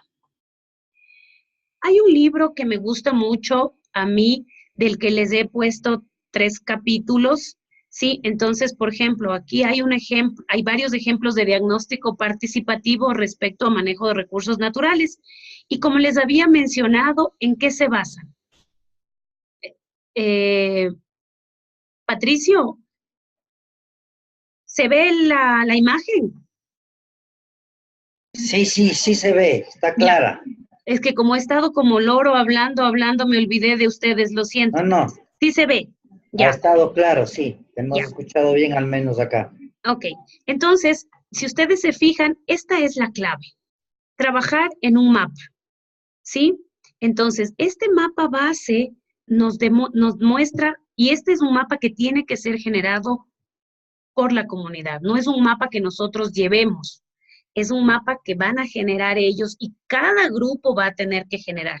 Entonces, si ustedes se fijan aquí, en este mapa base, ven cómo está el camino, hacia dónde lleva el camino, qué río pasa por ahí, existe una escuela, una iglesia, está dibujado el manantial, es decir, de ahí toman el agua, y cuál es el uso de la tierra, ¿sí?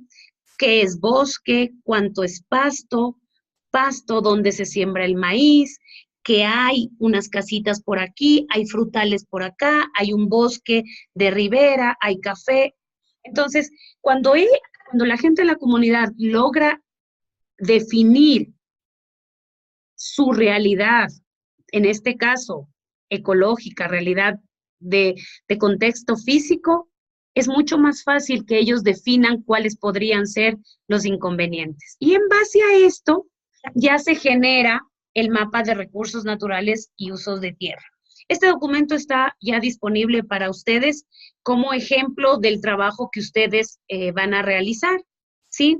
Entonces, si ustedes se fijan, aquí ya podemos ver una propuesta de qué es lo que ellos están analizando más a fondo dentro de su comunidad, ¿sí? Y mencionan, por ejemplo, que había aquí, había más bosque, que había aquí, había yuca y batata, ¿qué sucede ahora? Antes se sacaba leña, antes había más agua. Entonces ellos definen qué recursos hay, cómo han ido cambiando estos recursos a lo largo del tiempo y espacialmente. Perdón que les vuelva a cortar y volvemos finalmente a la tarea, que es algo para mí muy interesante. Entonces, ¿qué es lo que vamos a hacer? Vamos a hacer una propuesta para el diagnóstico de una comunidad. Para empezar, ustedes tienen que seleccionar una comunidad diferente a la que trabajan, es decir, 0 guaraníes. Y si fuese posible, alguna otra comunidad con la que se estén relacionando que no sean guaraníes, tampoco los tomen en cuenta. La idea es refrescarnos, ¿sí? Segundo, vamos a seleccionar los rasgos definidores. Eso está en la lámina 21. Era la propuesta por varios autores. Ustedes tienen que seleccionar cuál de esos autores, pero los autores no me interesan, sino cuáles son los rasgos definidores de su trabajo de desarrollo comunitario. Luego van a seleccionar el tópico a diagnosticar. Eso está en las láminas 34 o 35. ¿Sí? Salud, componente histórico, no sé, población, ¿qué es lo que ustedes necesitan levantar? Porque sabemos que no podemos levantar la información o hacer un diagnóstico participativo de la noche a la mañana. Entonces vamos a ir seccionando como debe ser la forma adecuada, ¿sí? Luego, cuando ya hemos hecho esto, tenemos la comunidad con la que vamos a trabajar, debemos revisar un poco de bibliografía sobre la comunidad, hemos definido qué rasgos va a tener nuestro trabajo, vamos a seleccionar el tópico, ya cuando tenemos esto podemos recién definir cuál es nuestro objetivo. Luego de definir el objetivo, vamos a definir la o las estrategias para hacer el diagnóstico, vamos a hacer un listado de preguntas de guía, como las que yo les había mencionado de mi ejercicio en Cachimalero. Vamos a definir tiempos, es decir, 1 hora, 2 horas, 10 horas, 20 horas. Vamos a definir qué miembros de la comunidad van a ser invitados a participar en este proceso de diagnóstico. Van a definir cuál es la forma de la invitación, ¿sí? Si van a hacer un cartel, pues me ponen qué va a contener el cartel. Si va a ser una invitación radial, ¿qué diría la invitación radial? Si va a ser una invitación por parte del cura de la comunidad, ¿qué debería decir el cura de la comunidad? ¿Y qué material va a utilizar usted durante este diagnóstico? Papelotes, una presentación PowerPoint, o payasitos, ¿cómo va a llegar usted a la comunidad? ¿Cómo va a lograr que la comunidad se ponga a trabajar en este proceso que usted les está proponiendo? Esta tarea la van a presentar la próxima semana, la voy a dejar abierta igual hasta el lunes a las 7 de la noche. Será una presentación PowerPoint y hasta ahí hemos llegado el día de hoy. Hemos visto lo que tiene que ver con la elaboración de un diagnóstico participativo, y para la próxima clase ya hablaremos de planes de mejora en la comunidad y relaciones comunitarias. Por eso les pido que esta primera etapa sea bien concienzuda, porque este es el trabajo 2, el 3 y el final van a ser una continuación uno del otro. Entonces, hacer bien esta primera parte nos va a ayudar a que hagamos un buen plan de mejoras y una buena planificación comunitaria.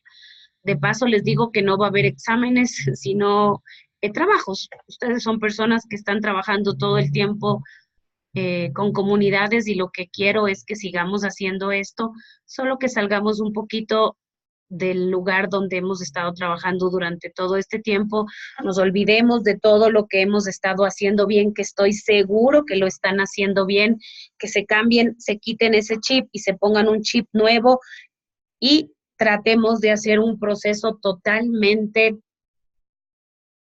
aparte a lo que hemos venido haciendo hasta ahora. Y con eso yo doy por terminada la clase del día de hoy y me gustaría escuchar sus opiniones, respecto a la tarea principalmente.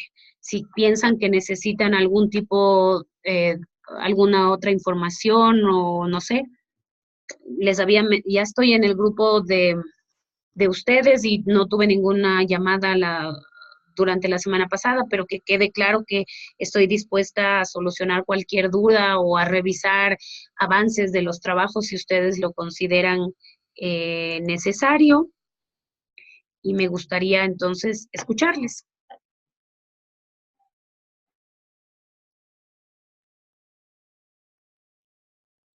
¿Qué alcance debería tener el trabajo? Porque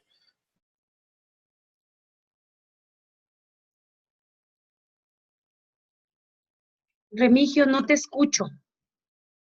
me suena una presentación sobre cómo se usaría el esquema en cómo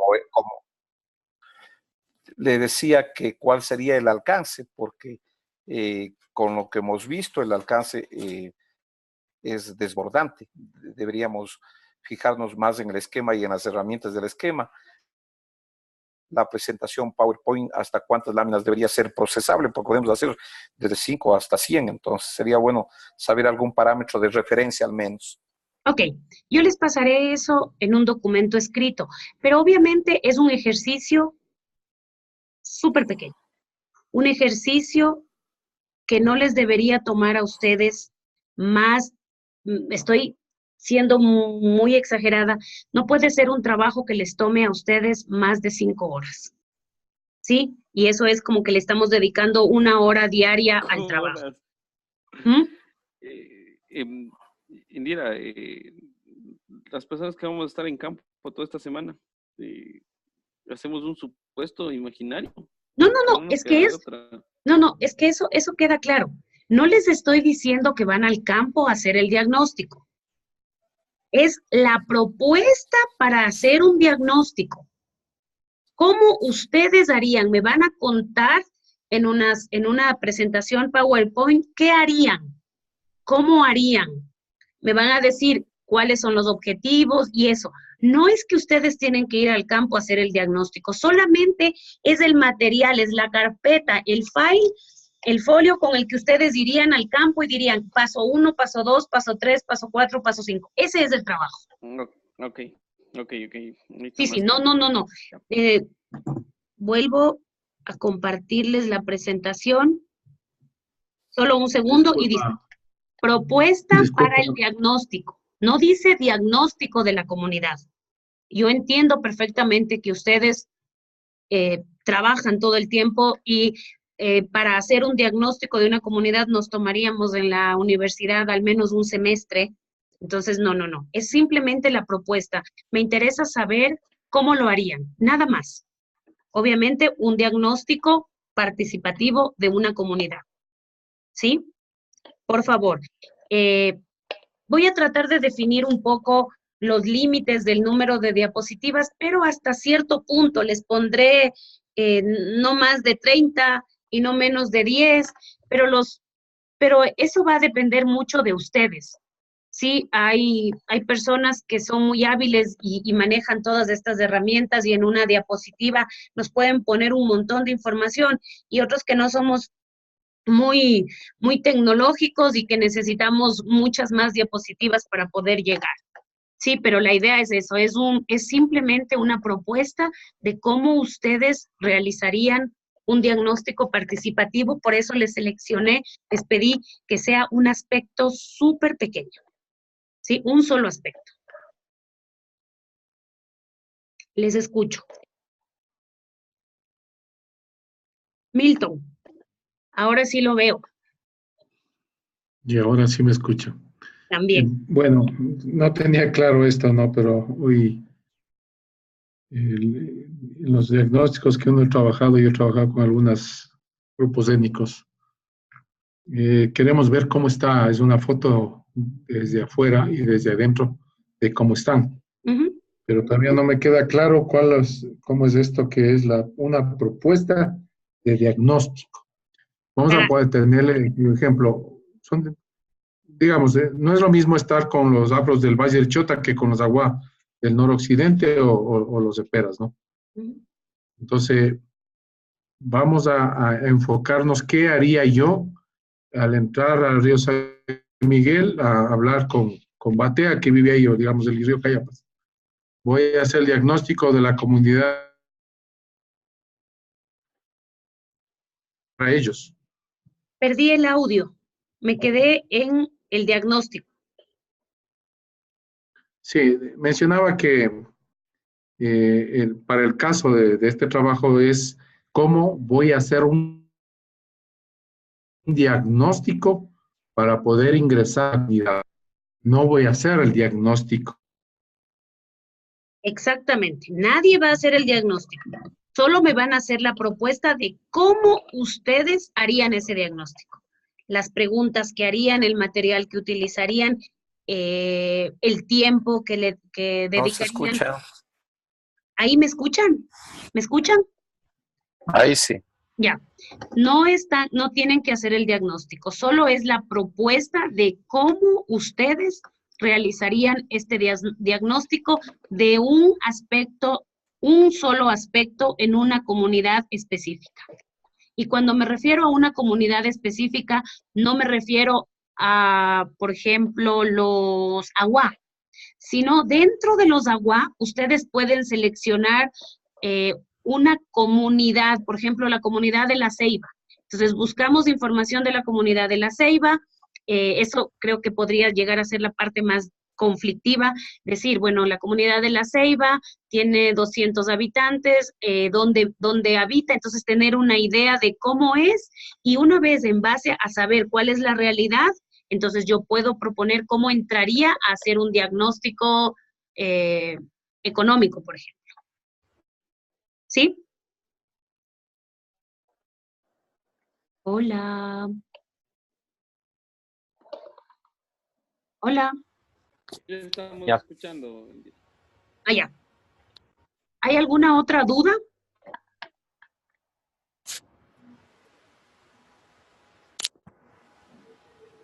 ¿No?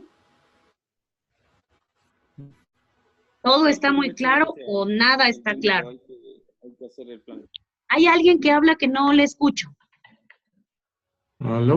Sí, ahí sí. Claro que hay que hacer para la próxima semana. Perdón, Edison, se oyó súper cortado. Sí, le decía que de mi parte está claro, hay que hacer el plan para la próxima semana. Ok. Si alguien tiene otra pregunta, o si no... Edison queda delegado a que haga 2 planes.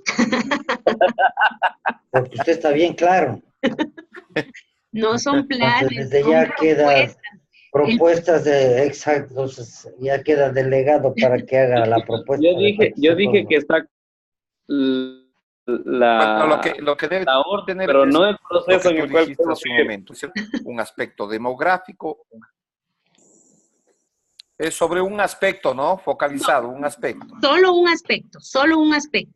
Y dentro de ese aspecto, ustedes incluso podrían hacerlo mucho más pequeño, como yo mencioné, por ejemplo, en la parte de salud, yo puse la salud ambiental, ¿sí? Entonces, ustedes, a ver. Educación, por ejemplo, listo. Exacto. No quiero extensión, quiero calidad, quiero que utilicemos las herramientas, eso es lo que me interesa. No me hagan una cosa gigante, pueden hacerme una cosa súper pequeña, que lo vamos a hacer en campo en 2 horas, pero que con esas 2 horas de trabajo en campo que van a proponer, no lo vamos a hacer, ustedes van a obtener toda la información que se requiera. Eso es lo que quiero que ustedes me demuestren con el trabajo. Nada más.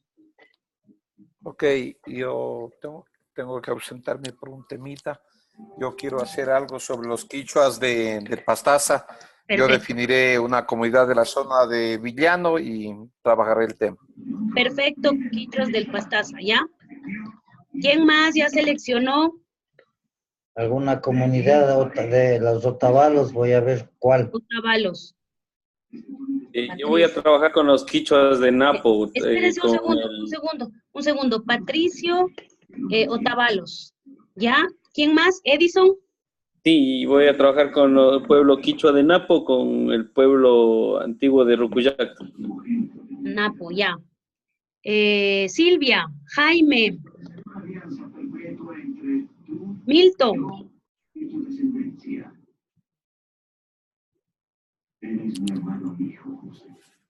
Don Milton, su No les micrófono. escuché estos últimos minutos. Milton, estamos, sus compañeros ya seleccionaron, Decía que compañeros este seleccionaron los micrófono. grupos con quienes van a trabajar. A ver, ¿me puede repetir porque se cortó y estaba sin conexión? Ok. Remigio va a trabajar con un grupo de quichuas del Pastaza. Patricio con Otavalos, Edison con quichuas del Napo. ¿Ya? Entonces, la idea es que seleccionen para que no trabajemos con grupos similares. Ya, yo trabajo con un grupo Agua. Perfecto. Silvia, Puede Jaime. ser Zabalera, Pambilar o Hualpí. Perfecto, no importa, Los con que Aguas, sea agua como es quiera. perfecto. Del que logre Con conseguir. los Agua o con la familia Agua de Guillermo. Con la familia Daniela Agua. Silvita no puede hablar, pero dice que va a trabajar con los Taromenani, dice. No, nada. No, peor es el grupo, nada de Taromenani. Jaime, Tal vez será con los cofanes. seguro que ¿Se no podrá tiene hacer? ningún tipo de relación durante su trabajo con los cofanes o ha tenido. No, no ha tenido. Perfecto. Podemos dar fe. Ok. Cofanes. Muy bien, entonces solo me falta Silvia. Tiene que ser con una que con no los haya Manaba, trabajado. dice. Sí, con No, con una que no haya trabajado. Con los Ese- Manabas, dice. No, va a ser un tema de... Lo único claro es que es un tema de salud comunitaria. Con algunos de la sierra me voy a ir, Perfecto. No puede no ser, del norte. los únicos que no pueden ser son los Otavalos, que ya fue seleccionado por No, Patricio. sí, no del norte, porque ahí me toca estudiarle al amigo Patricio Córdoba. Bueno, Silvia, ¿me puede hacer llegar la información a través del grupal cuando haya seleccionado el grupo, ya? La comunidad. Chévere. Ok.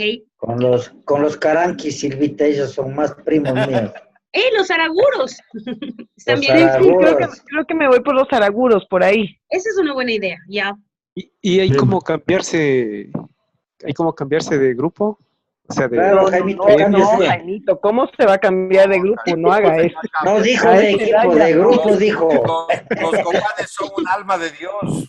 ¿No es cierto? Jaimito, Jaime, sí no es se puse a cambie de pensar equipo. por siempre la y cuando no, no grupo no. sean ninguno de los grupos seleccionados por sus compañeros. Y tendría que decirme, no sé, mañana o máximo pasado mañana. Ya. Vaya por los reductores de cabeza, Jaimito. Y bueno, es importante, todos pueden cambiar si es que no logran encontrar la información base. Claro. Simplemente me avisan para que no haya dos personas que estén trabajando con el mismo grupo. Es simplemente para ver si podemos identificar toda esta pluriculturalidad dentro del trabajo. ¿Sí? Listo. Muchísimas gracias. Nos vemos el próximo lunes. Hasta la próxima. Un gusto, una buena noche con todos. Hasta mañana. Que tengan una buena semana. Descansen. Muchas gracias. Hasta luego. Hasta luego.